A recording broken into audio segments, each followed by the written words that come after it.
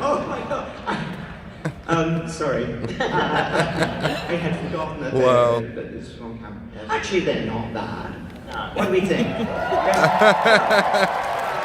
And a bit of a red heel there, which is how are you doing? Tribute to the dogs. Tribute. Absolutely. Wow. No, you know, 3PO is very formal and so on, and I have my moments, and I think a sock is where to let those moments out. Absolutely, absolutely. Now, Ahmed, George has said that Jar Jar is his favourite character. That's right. He wanted a silly, lovable, physical comedian that was like Goofy and Buster Keaton, and you gave him exactly what he hoped for. Yeah, hire a skinny kid from the South Bronx. You discovered for this role when you remember the stage show Stomp. Yeah. Can you discuss the differences between your physical performance on stage and your physical direction of Jar Jar? Well, Jar Jar was very much Buster Keaton, and I was a huge Buster Keaton fan, Charlie Chaplin fan, Jackie Chan, Bruce Lee. Like, it was always physical for me, you know, much like Ray. I grew up doing martial arts, and I really enjoyed being a physical person. Stomp was extremely physical, you know, it's a musical with no words. And it was really about communication through physicality and percussion. So when Robin Gerlin, who casted episode 1, when she saw me in Stomp, she looked at me and the way I was moving, she was like, that might be good for what George is looking for. And then she brought me to Skywalker Ranch, which was mad tricky. So you know, growing up in the South Bronx, you never think that you would ever get a look like Star Wars. Like, no one prepared you. There's no school for that. You know, when you're on the playground running for your life, you're like, in about 20 years, I'm gonna be in Star Wars. You know, there's never any of that. So, like, going to Skywalker Ranch and then eventually screen testing at ILM in the mocap suit, and everybody going, we don't know what's gonna happen, just go do some stuff. And I was gonna be as physical as I possibly can and try to give George everything he wanted. That was brand new, that technology of motion capture, wasn't it? It was, you know, it was extremely cutting edge, and there was a lot of questions. Like, nobody knew how much to do, how much not to do. You know, the reason why I was in the suit was really as a backup in case the CGI didn't work, or in case they needed the shot and they couldn't animate the shot. Right. And, you know, fortunately, it was, you know, Industrial Lights and Magic and Lucasfilm, they were just so incredibly intelligent and talented and collaborative. You know, they let this young 20-year-old kid be a part of this thing, you know, and really, really be a pioneer in the history of film. Actually,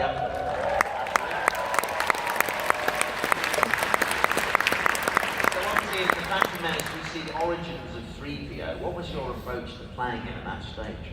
Well, of course, I actually wasn't hefting the suit there because I did arrive on set to find Michael Lynch wearing this extraordinary puppet, and he from ILM, and he had created what, as we all now recognize, would be inside that, you know, golden outfit.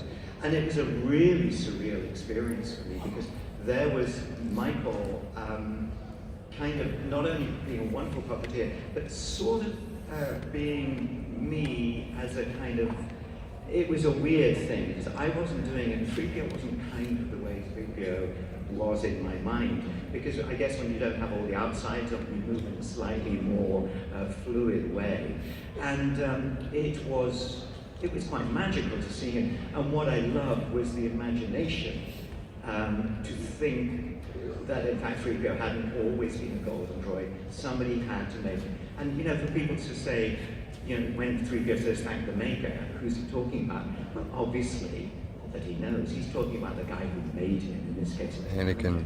Yep. So to be on the set and see that was a slightly remote Anakin made him. experience, frankly. And of course the line I loved was, what do you mean, naked? Because you know, R2-D2 is such a light man. And And he says, you know, beep, beep, beep, beep. My parts are showing. My. And always, Yep. actors always check their slides before coming on stage. So as an actor, you're faintly embarrassed at this, and I loved that. But it was quite a remote experience, and I didn't, in fact, meet many people past until that first celebration, all those years, 20 years ago now, and that's where you and I were on stage. Yeah. I always remember you were fantastic. You walked out, just took over the whole thing. But actually, yeah, I forgave him. It was all right. Actually, it gave me a few minutes break. I was so grateful. But just to take, all those people were there, and I know some of you were there at the original celebration. Wait a minute, wait for it. Because down here to my left is the producer, the guy who put it all together for you, and he's just going to stand up. You won't be able to see him from where you are. But Dan Matson, ladies and gentlemen.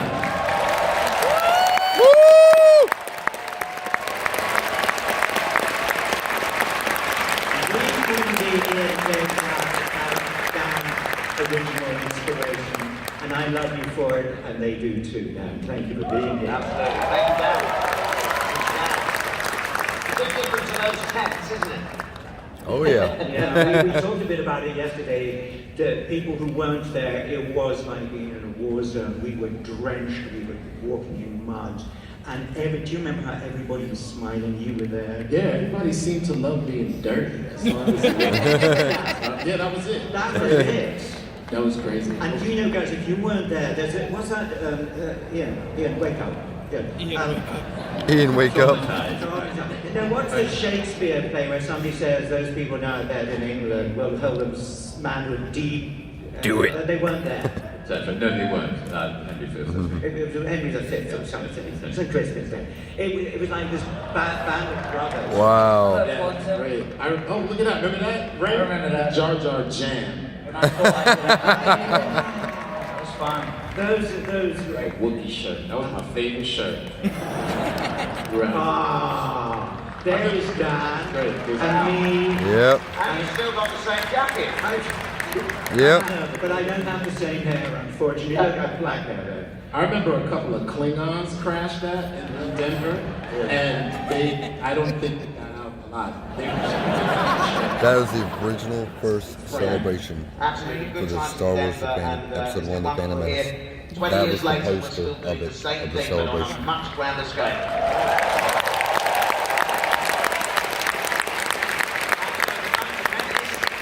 That was the movie that started Celebration, because that was what we were there to celebrate. Exactly. About. So without this wonderful movie, we wouldn't be here today doing this. So Yeah. thank you to the Phantom Menace. Absolutely. So, Ian, Ray, Ahmed and Anthony, we thank you for your brilliant contributions to the Phantom Menace. Thank you. Woo!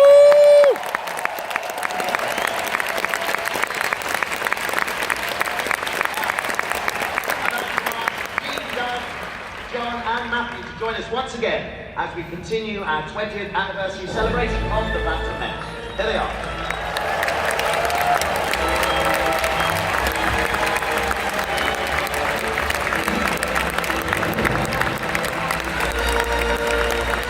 My God.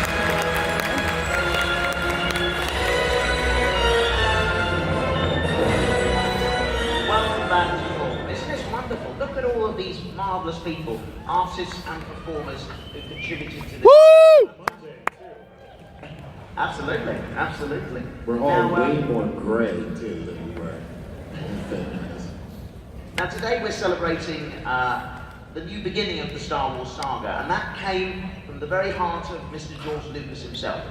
Now I've just received a personal message from George. Should we play it? Yeah! Right, let's take a look. Thank you for coming to the celebration. It's one of my favorite movies, you know, and of course, Jar Jar is my favorite character. It's very, very hard. Also for John Knoll and all the guys at ILM, I made it impossible for them. We broke a lot of ground. We were using test equipment, but it was the beginning of digital. Even though we didn't get to shoot the whole thing digitally, we did shoot part of it. So it was really one of the first digital features, and I'm very proud of that. The fans are always such a big part of these films, and obviously those of you who are here are the fans of episode 1. He's actually talking to us. I love each and every one of you. We love you, George!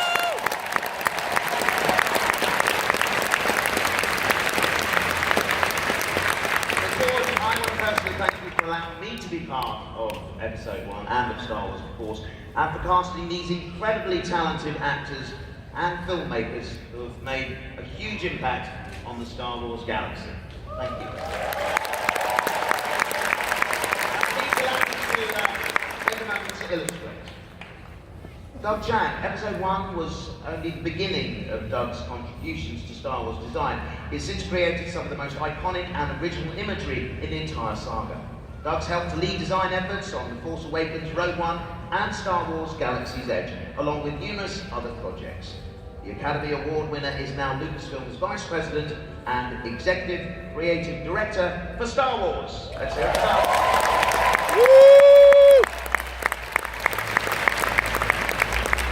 Steve Bolte has been a leading artist in the world of visual effects for decades. She continued as new paint supervisor on Star Wars Attack of the Clones and remains at ILM to this day. Her 30-plus year career, one of the longest tenured women at Lucasfilm, has garnered dozens of feature film credits.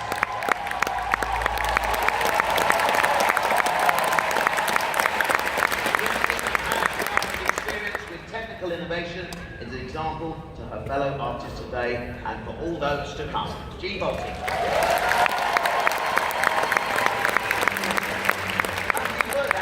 An essential part of the Star Wars sound design team for 20 years, in addition to working on many other projects at Skywalker Sound. He's earned nominations for Oscars, BAFTAs, and Emmy Awards. Matthew has perhaps voiced more Star Wars characters than anyone else in history. We continue to hear his work in many, many ways. Matthew Wood.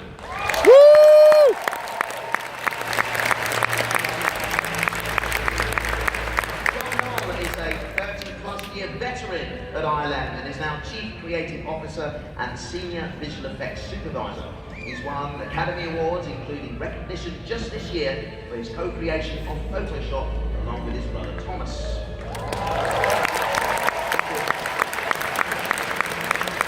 He's even on the board of governors of the Academy's Visual Effects branch.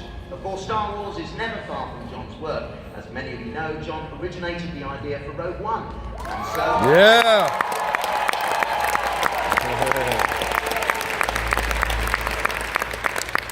From the first time we saw his red and yellow eyes and game-changing double-bladed lightsaber, Yeah! Paul became one of the greatest baddies ever to thrill the big screen. Braveheart's physical agility and martial arts wizardry made us look at the possibilities of the dark side in a whole new and spectacular way. From the Phantom Menace to Solo, with quite a few celebration appearances in between, Rey is a Star Wars legend. Yes! Woo!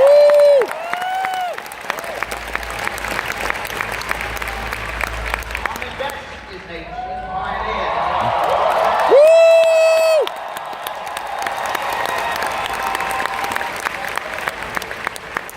Generations of young Star Wars fans have loved Jar Jar Binks in the prequels and the Clone Wars animated series, for which Ahmed reprised his iconic role.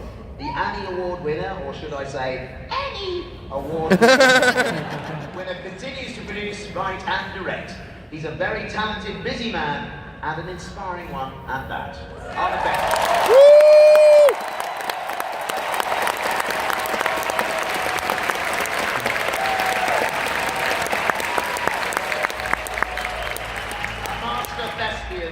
Ian McDiarmid produced a powerful and unforgettably sinister character in both the original trilogy and in the prequels.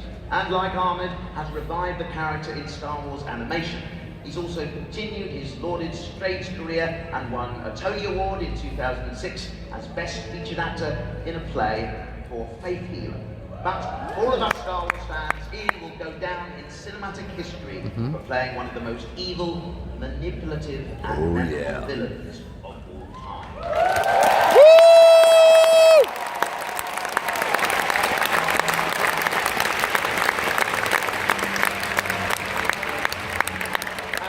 Ladies and gentlemen, I think that's it. That's everyone. Wow. Getting tributes, I think you'll agree, for the wonderful, talented people that have been involved with these films over the years. Anthony Daniels was like, okay. He's like, I'm out of here. Sorry, I'm so sorry. Sorry, it's only like a couple of words on here, I just missed it. Sorry.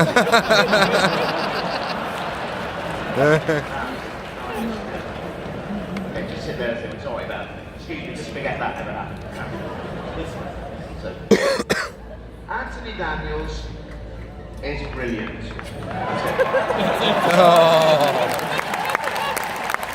That's me. Anthony Daniels and the adventures of his golden alter ego C-3PO have spanned the entire saga for more than 40 years. He's appeared in all Star Wars any other actor, even me. He's also been a constant presence and ambassador for all of us fans here at Star Wars Celebrations since the very beginning, 20 years ago.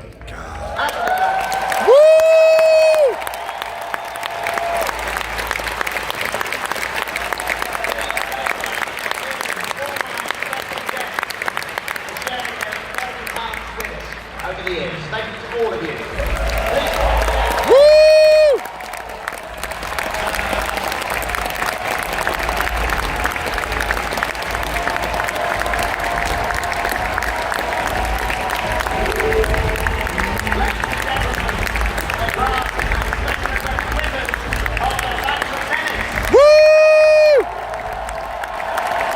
My God.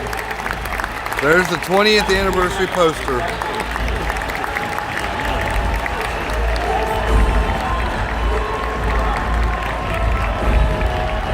Alright, that's it everybody. That's me with all of them down there. How amazing. How amazing. We love you! Woo! So, that completes the last day of the celebration. Day 5 is complete. We have to go to the panel, so yeah. Love you guys to death. Hot Stronger Boy signing out. And may the force be with you all. Peace!